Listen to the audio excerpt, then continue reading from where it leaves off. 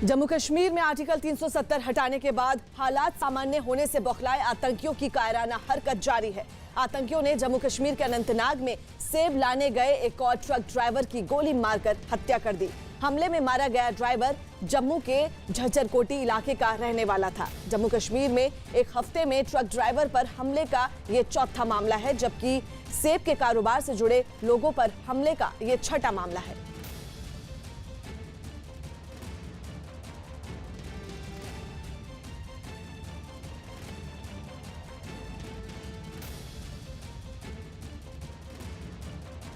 रिफत हमारे सहयोगी इस वक्त फोन लाइन पर मौजूद हैं। रिफत, अब से कुछ ही दिन पहले इलियास खान ट्रक ड्राइवर की हत्या की गई थी और अब एक और मामला। जी बिल्कुल सही कहा आपने। ये जो वाक़ा पेश आया है ये बिजबिहारा इलाका है अनंतनाग का, और कल जो खबर आई कि एक ट्रक ड्राइवर वहां से ट्रक लेके चल रहा था और उसको गोली मार दी गई और गोली मारकर उसको हलाक कर दिया गया। और इस तरह के वाक़ात इससे पहले भी हुए। कुल मिला के अभी तक 6 लोगों की मौत हुई है ऐसे हमलों में। तो ये छठा, जैसा आपने कहा कि छठा वाक़ा है जो हमला हुआ है। और अक्सर जो है फ्रूट ट्रेडर्स या फिर जो ट्रक लेके आते हैं यहाँ से फ्रूट लेने के लिए, ख़ासतौर से जो सेब यहाँ के हैं, पहले भी मैं कह चुका हूँ कि बैकबोन है इकॉनमी की, और इस तरीके से टारगेट हो रहे हैं इस तरह के लोग। तो ये कहा जा सकता है कि साउथ कश्मीर में लगातार इस तरीके के हमले हुए। हालांकि सिक्योरिटी फोर्सेस, खासतौर से पुलिस का ये कहना था कि उन्होंने सेफ जोन्स बनाए हैं और उन सेफ जोन्स में बाहर के लोग आ सकते हैं ट्रक लेके और वहां से सेब ले सकते हैं। लेकिन जिस तरीके से कल भी ये हमला हुआ है तो कहीं ना कहीं अब सिक्योरिटी फोर्सेस के लिए भी एक चुनौती बन गई है कि किस तरीके से वो फैसिलिटेट करेंगे उन लोगों को जो बाहर से ट्रक लेके आते हैं और अपने सेब जो है वो लेके आते हैं, चाहे वो फ्रूट ट्रेडर्स हों या फिर ट्रक ड्राइवर्स हों जो ट्रकों में फ्रूट लेते हैं। तो कल जिस तरीके के वाक़ा फिर से पेश आया, तो ऐसे में देखना होगा कि अब पुलिस या आर्मी या CRPF किस तरह की रणनीति अपनाते हैं ताकि इस तरह के वाक़ात पेश ना आए। हालांकि इस वाक़े के बाद फौरन जो है एरिया में पुलिस, आर्मी, CRPF पहुंची और मिलिटेंटों की तलाश शुरू की गई थी, लेकिन वहां पे कोई भी जो है दिखा नहीं। तो ऐसे में ये कहा जा सकता है कि इस तरह का खतरा जो अब पेश आ रहा है यहाँ पे, तो कहीं ना कहीं खौफ और डर का माहौल उन लोगों में पैदा हुआ है जो यहाँ बाहर से आते हैं फ्रूट लेने के लिए। जी बहुत बहुत शुक्रिया रिफत आपका। मध्य प्रदेश के ओरछा जिले में हुए एक सड़क हादसे की हैरान करने वाली तस्वीरें सामने आई। हादसा सतार नाम की नदी के एक हिस्से पर बने पुल पर हुआ, जब वहां से गुजर रही कार की टक्कर एक ऑटो से हो गई। पुल काफी संकरा था और वन वे था। कार की रफ्तार ज्यादा थी और वो सामने से आ रहे ऑटो से टकरा गई। ऑटो से टक्कर के बाद कार पहले सड़क किनारे लगे एक पोल से टकराई और फिर पलटकर नदी में गिर गई। ऑटो में कई लोग सवार थे जो टक्कर के बाद बाहर निकले और नदी में गिरी कार को देखने लगे, लेकिन हादसे के बाद घबराया ऑटो ड्राइवर फौरन वहां से भाग गया। कार पानी में गिरी हुई थी और कार में सवार 4 लोगों की जान खतरे में थी, इसलिए सड़क पर खड़े लोग मदद के लिए हाथ बढ़ाने लगे। लेकिन कार नदी में बहते हुए इतनी दूर जा चुकी थी कि पुल पर खड़े लोग कार समेत नदी में गिरे लोगों की मदद नहीं कर पा रहे। इसी दौरान कार में सवार लोग किसी तरह एक खिड़की से बाहर निकलने लगे। अगले ही पल कार में सवार एक शख्स ने एक छोटे बच्चे को कार से बाहर निकाला। बाकी लोग तो किसी तरह बच भी सकते थे, लेकिन बच्चे की जान बचाना सबसे मुश्किल चुनौती थी। इसलिए कार से निकले एक शख्स ने पुल पर खड़े लोगों की तरफ बच्चे को किसी गेंद की तरह फेंक दिया, लेकिन पुल पर खड़े लोग बच्चे को कैच नहीं कर पाए। बच्चा उनके हाथ से छिटक कर फिर पानी में गिर गया। पुल पर खड़े लोगों को भी बच्चे की चिंता होने लगी। बच्चे की जान बचाने के लिए पुल पर खड़ा एक लड़का भी पानी में कूद गया और बच्चे के डूबने से पहले उसे पानी से निकाल लिया। लेकिन पुल अब भी कई फीट की ऊंचाई पर था, इसलिए पुल पर मौजूद भीड़ में कुछ लोगों ने नीचे झुककर बच्चे को ऊपर उठाया और उसकी जान बचा ली। लेकिन इतनी देर में कार में गिरे लोगों की मदद के लिए आसपास के कई लोग पहुंच गए। कुछ लोग तो फंसे हुए लोगों को निकालने के लिए पानी में कूद गए और काफी देर की मशक्कत के बाद पानी में गिरे लोगों को धीरे धीरे बाहर निकाल लिया गया। बताया गया कि कार में सवार बच्चे समेत सभी लोग सुरक्षित थे। सड़क के किनारे लगे एक CCTV कैमरे में इस हादसे का वीडियो रिकॉर्ड हो गया और हादसे का शिकार हुई कार एक पुलिस वाले की बताई गई। थोड़ी देर बाद कार पूरी तरह पानी में डूब गई, जिसे क्रेन की मदद से बाहर निकाला गया। तमिलनाडु के तिरुचिरापल्ली में बेकार पड़े बोरवेल में गिरे 3 साल के सुजीत विल्सन नाम का एक बच्चा आखिरकार मौत से जंग हार गया। करीब 5 दिन से बोरवेल में फंसे बच्चे की मौत हो गई। NDRF और SDRF के विशेषज्ञों की टीम पिछले 5 दिन से बच्चे के बचाव के काम में जुटी थी और बोरवेल से बच्चे को निकालने की कोशिशें भी जारी थी, लेकिन उसे बचाया नहीं जा सका।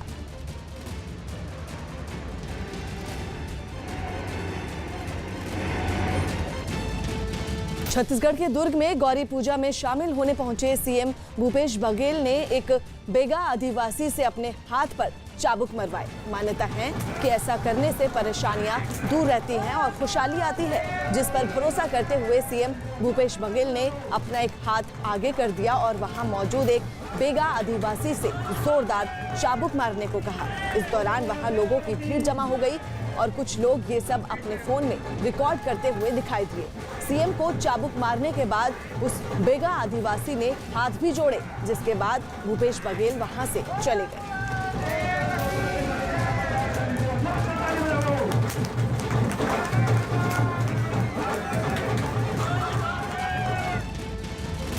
दिवाली पर हुई आतिशबाजी की वजह से दिल्ली समेत पूरे एनसीआर की हवा जहरीली हो गई। कई इलाकों में एयर क्वालिटी इंडेक्स 500 के भी पार चला गया, जिसका मतलब यह है कि प्रदूषण का स्तर गंभीर को भी पार कर गया। पूरी दिल्ली को धुएं वाले कोहरे ने अपनी चपेट में ले लिया। दिल्ली के बारापुला फ्लाईओवर पर चल रही गाड़ियों को बेहद कम विजिबिलिटी का सामना करना पड़ा। दिल्ली के तकरीबन सभी हिस्सों में लोगों के लिए सांस लेना मुश्किल हो गया। जागरूकता फैलाने की कोशिश सरकार की तरफ से की गई थी। दिल्ली सरकार की तरफ से लेजर शो भी करवाया गया था। कहा गया था कि ग्रीन दिवाली इस बार मनेगी। 7-8 बजे तक ठीक था, लेकिन उसके बाद फिर लोगों ने खूब पटाखे छोड़े। इंडिया गेट और लोधी गार्डन जैसी जगहों पर लोग मास्क लगाकर सुबह की सैर करने के लिए पहुंचे। लोगों को सिर में दर्द, खांसी, जुकाम, आंखों में जलन जैसी परेशानियां महसूस होने लगी। पॉल्यूशन तो काफी है, ज्यादा पॉल्यूशन है इस बार। सांस लेने में परेशानी हो रही है, धुआं सा हो रहा है। और दिल्ली की इस हालत की वजह दिवाली पर हुई आतिशबाजी ही बनी। सुप्रीम कोर्ट की रोक और सरकारों के जागरूकता अभियान धरे के धरे रह गए। दिल्ली का ओवरऑल AQI दोपहर करीब 12 बजे 500 के पार रिकॉर्ड किया। AQI के 399 से पार पहुंचने को खतरनाक माना जाता है, जो प्रदूषण का सबसे बड़ा स्तर है। सबसे खराब हालत दिल्ली के चांदनी चौक की रही, जहां AQI का स्तर 674 रिकॉर्ड किया गया। दिल्ली के आनंद विहार, द्वारका, ITO और अशोक विहार समेत 10 से ज्यादा ऐसी जगहें रही जहां AQI का स्तर बेहद गंभीर श्रेणी में बना रहा। दिल्ली के पास नोएडा में तो औसत AQI का स्तर 674 रिकॉर्ड किया गया, जबकि गुरुग्राम में भी हालात खराब रहे, जहां AQI का स्तर 383 पर पहुंच गया, जिससे लोग गैस चेंबर में सांस लेने के लिए मजबूर हो गए। हालात बिगड़ने की वजह मौसम को भी माना जा रहा है। मौसम पर नजर रखने वाली एजेंसियों का मानना है कि हवा की रफ्तार कम होने की वजह से प्रदूषण के कण हवा में लंबे वक्त तक बने रहे और इसीलिए लोग मास्क लगाने को मजबूर हो गए। दिल्ली के पास गाजियाबाद और नोएडा में तो हालात सबसे ज्यादा खराब रहे। सबसे ज्यादा तकलीफ बच्चों और बुजुर्गों को हुई। हवा के अंदर इतना मतलब पॉल्यूशन है कि सांस लेना दिक्कत आ रही है। सांस लेना मुश्किल है और सांस लेते हैं तो खांसी और एलर्जी हो रही है। दिल्ली के मुख्यमंत्री अरविंद केजरीवाल तो मानते हैं कि दिल्ली में आतिशबाजी हुई ही नहीं, बल्कि हवा के जहरीली होने की वजह दिल्ली के आसपास के शहर ही हैं।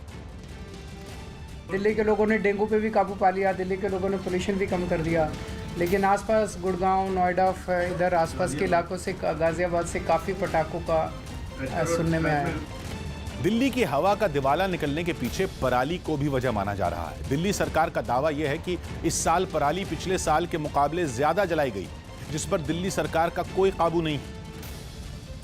जो पहले normally last week of October से होता था, इस बार तो सेकेंड वीक ऑफ अक्टूबर से हो गया और ज़्यादा कई गुना ज़्यादा पराली का धुआं इस बार आ रहा है, जिसको हम कुछ नहीं कर पा रहे जिसका। लेकिन दिल्ली की हवा को बेहतर बनाने के लिए दिल्ली के कई हिस्सों में पानी का छिड़काव भी किया गया। खासतौर पर पूर्वी दिल्ली में कुछ गाड़ियां सड़कों पर आधुनिक तकनीक के सहारे पानी का छिड़काव करती रहीं, ताकि हवा में मौजूद प्रदूषण के कणों को नीचे लाने में मदद मिल सके। ऐसी करीब 10 गाड़ियां ईस्ट MCD ने खासतौर पर दिवाली से करीब 10 दिन पहले ही खरीदी थी। सड़कों पर पानी का छिड़काव किया जा रहा है, ये सिर्फ इसलिए कि जो धूल में प्रदूषण है वो नीचे की तरफ बैठ जाए। हालांकि डॉक्टरों का कहना यह है कि लोगों को ऐसे मौसम में सावधानी बरतनी चाहिए और जरूरी न होने पर घर से बाहर निकलने से बचना चाहिए। दरवाजे बंद रखें, बगैर जरूरत घर से बाहर न निकलें, डीप ब्रीदिंग करें, योगा करें, प्राणायाम करें, लिक्विड्स ज़्यादा लें। आने वाले कुछ दिन और दिल्ली में हवाओं की रफ्तार कम रहेगी। तापमान में भी गिरावट के आसार हैं, इसलिए एजेंसियों का अनुमान है कि कुछ दिन AQI का स्तर ऊंचा ही बना रह सकता है। केंद्रीय मंत्री गिरिराज सिंह ने बिहार में बढ़ रहे अपराधों पर नीतीश सरकार को निशाने पर लिया है। उन्होंने सीएम नीतीश कुमार का नाम लिए बिना उन पर बड़ा हमला बोला और राज्य सरकार में अपनी भागीदारी होने के बावजूद लगातार बढ़ रहे अपराधों पर चिंता जाहिर की। है खत्म हो गया और है खत्म होने के कारण ही लोगों के अंदर जो अपराधी प्रवृत्ति के उनका मन बढ़ गया। कुछ समझ में नहीं आ रहा कि मैं अपने जिम्मेदारी का वहन कैसे करूं प्रतिनिधि होने के नाते। अमेरिका के कैलिफोर्निया में लगी आग के बेकाबू होने के बाद वहां इमरजेंसी का ऐलान कर दिया गया। भीषण आग की वजह से वहां अब तक हजारों लोगों को अपना घर छोड़ना पड़ा है, क्योंकि तेज हवाओं की वजह से जंगल में लगी आग बेकाबू हो गई और तेजी से रिहायशी इलाकों में फैलने लगी। हजारों एकड़ इलाका भी आग की चपेट में आ गया। तेज हवाओं की वजह से लगातार फैल रही आग ने रिहायशी इलाकों में भारी तबाही मचाई। कई इमारतें भीषण लपटों में घिरी नजर आई। आग की चपेट में आने की वजह से कई इमारतें और गाड़ियां जलकर राख हो गई।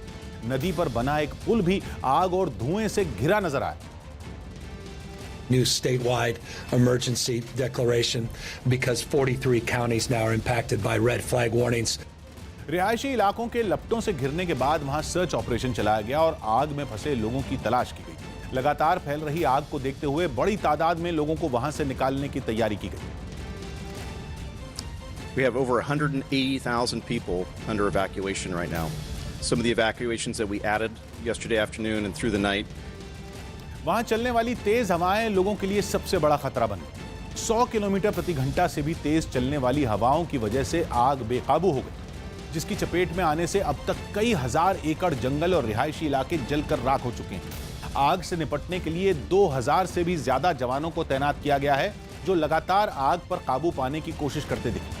आग को फैलने से रोकने के लिए फायर ब्रिगेड की कई गाड़ियां जगह जगह तैनात की गई। आसमान से भी आग पर काबू पाने की कोशिश शुरू की गई। विमानों की मदद से आग बुझाने वाला केमिकल गिराया गया। हालांकि तमाम कोशिशों के बावजूद आग पर काबू पाना मुश्किल हो गया। Fire activity that increased, spotting ahead of itself and burning into some of the closer areas to the more more populated spots. बिजली के तारों से निकलने वाली चिंगारियों को जंगल में आग लगने की बड़े वजह बताया गया। ऐसे में आग और न भड़के, इसलिए बिजली सप्लाई रोक दी गई। बिजली नहीं आने की वजह से एक बड़ा इलाका अंधेरे में डूब गया। लोग डीजल से चलने वाले जनरेटर का सहारा लेने को मजबूर हो गए। फ्रांस के शासन वाले रीयूनियन आइलैंड में सक्रिय ज्वालामुखी के इस साल 5वीं बार फटने से दहशत फैल गई। हिंद महासागर में मौजूद ये ज्वालामुखी दुनिया के सबसे सक्रिय ज्वालामुखियों में से एक है, जिसमें एक बार फिर विस्फोट हो गया है और विस्फोट के बाद ज्वालामुखी से निकला लावा नदी की तरह पहाड़ से नीचे की तरफ बहने लगा। गर्म लावा अपने रास्ते में आने वाली हर चीज को बर्बाद करते हुए आगे बढ़ने लगा। लावे की चपेट में आने से जंगल के एक हिस्से में आग लग गई। रात में ज्वालामुखी का नजारा और भी डरावना हो गया। ज्वालामुखी से निकलने वाला लावा और जलता हुआ जंगल काफी दूर से ही दिखाई दिए। ज्वालामुखी की निगरानी के लिए एक विमान की मदद भी ली गई। एहतियात के तौर पर लोगों को ज्वालामुखी के करीब जाने से मना किया गया है, लेकिन रोक के बावजूद वहां बड़ी तादाद में लोग ज्वालामुखी को देखने के लिए इकट्ठा हो गए। पीएम मोदी की सऊदी अरब की यात्रा के लिए अपना एयर स्पेस नहीं खोलने के पाकिस्तान के फैसले पर भारत में गुस्सा भड़क गया। भारत ने पाकिस्तान की इस हरकत की शिकायत एयरलाइन से जुड़े विवादों का निपटारा करने वाली अंतर्राष्ट्रीय संस्था ICAO में कर दी, जबकि बीजेपी ने पाकिस्तान की इस हरकत का विरोध करते हुए इसे अंतर्राष्ट्रीय मुद्दा बताया और जल्द ही पाकिस्तान को जवाब देने का दावा किया। ये बिल्कुल ही अंतर्राष्ट्रीय विषय है और मुझे लगता है इसका निदान सही स्थान पर मिल जाएगा।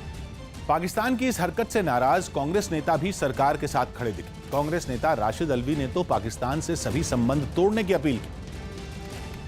प्रधानमंत्री को चाहिए था कि पाकिस्तान से रिक्वेस्ट नहीं करते और भविष्य में भी पाकिस्तान से हमें कोई उम्मीद नहीं रखनी चाहिए। महाराष्ट्र में सरकार बनाने पर जारी उठापटक के बीच शिवसेना को एक और विधायक का समर्थन मिल गया है। नेवासा विधानसभा सीट से चुने गए निर्दलीय विधायक शंकर राव ने मुंबई में उद्धव ठाकरे से मुलाकात के बाद उन्हें समर्थन पत्र सौंप दिया, जिसके बाद शिवसेना के समर्थक विधायकों की संख्या 61 पहुंच गई है। शिवसेना महाराष्ट्र में बीजेपी के साथ गठबंधन की सरकार बनाने के लिए 50-50 के फॉर्मूले पर अड़ी है।